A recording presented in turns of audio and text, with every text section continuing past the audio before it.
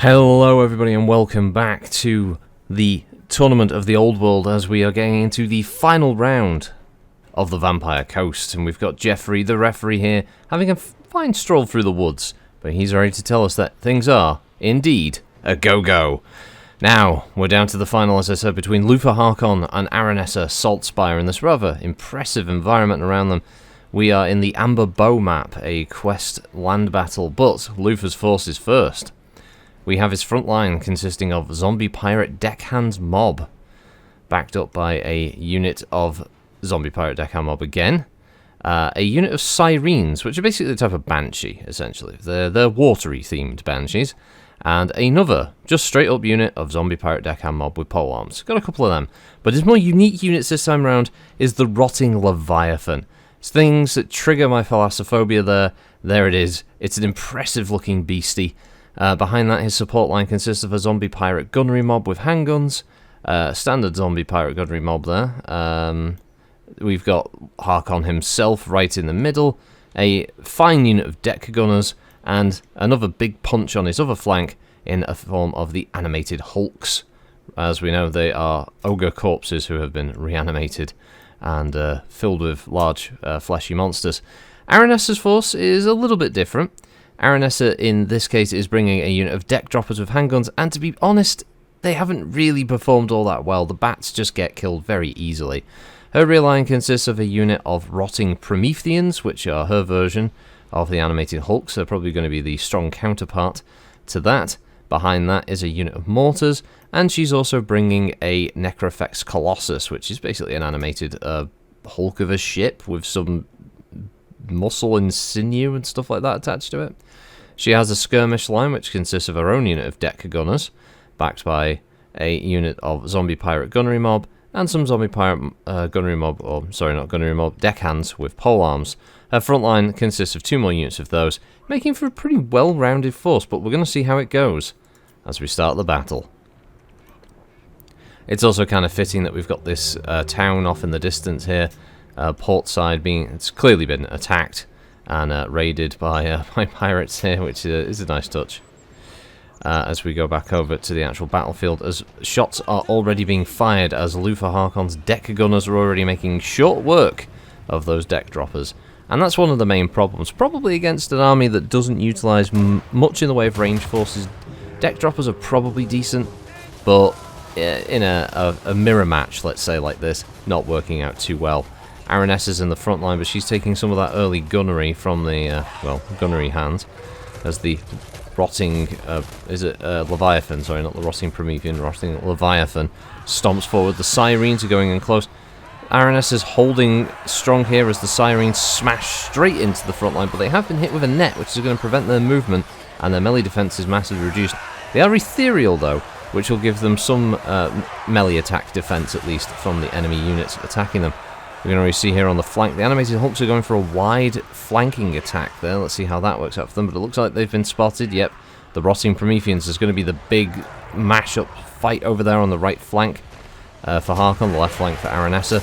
Now, the rotting Leviathan has just charged straight in. An entire unit of Aranessa's forces have already just been completely decimated as the rotting Leviathan is just smashing zombies left, right, and centre.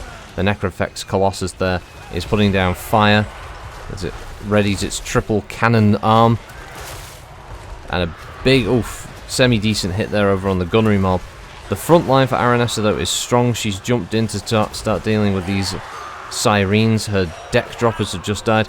And over here on the far flank, we've got the big boys smacking each other around here. This is just rotting flesh against hard crustacean armor, as the two sides are just really wailing on each other over here. That's quite an interesting fight. It looks like at the moment the animated hulks are actually on the losing side of that battle. Not surprising though, because they are an armor piercing unit compared to the animated hulks, which are lesser. In fact, one of them just got smacked there and went flying. We've got Luthor back here, obviously as a ranged melee hybrid wizard character. He's just going to be putting in the occasional shot, doing a lot of high-powered damage to a single target that he hits. Aranessa is taking a bit of damage, and it looks like the sirens, though, are starting to crumble. It's not surprising when you've got a character like Aranessa getting involved there. They have taken a majority of the melee combat damage. and the rotting Leviathan has just dealt with that entire flanking force, smashed through, and is now engaging the Necrofex Colossus, which itself is very low on hit points, very low on binding. Aranessa has smartly thrown a net onto the rotting Leviathan just to try and reduce its melee defense as much as humanly possible. As we can see that Aranessa is dealing with the front line. She's doing okay, but there is still a lot of armor-piercing damage raining on in there. And over on the flank, it looks like the animated hooks are falling apart. This is actually looking up in some respects for Aranessa, but according to the top of the board here, the allied troop count is telling a different story, as Luthor's forces seem to have the advantage. Aranessa's troops are starting to push through, and Aranessa has broken through. Her right flank is secure. Can she do something with this? She does have very few troops, though, to the left to hold the front line. And there goes the Necrofex Colossus. This is now actually looking like it's in the bag for Luthor. Luthor could be going through. It looks like he might be the one to make it to the final. He is going to go through into the grand tournament of the old world. I'm going to call it now. Aranessa is low on hits, and she is being targeted. There's lots of rounds raining in, and that's it. Her army's crumbling. The whole army is falling apart. The center is gone. The rotting Prometheans are starting to... Oh, look at the health just instantly dropped there. Aranessa is naturally defeated, but that is it. That is it. She's beaten. She is done. And Jeff has called that. So let's see what the lineup were for both sides. So Luthor did bring more troops, and 627 in total to 540. And the losses kind of speak for themselves here. Luthor himself got 25, which is a pretty decent number.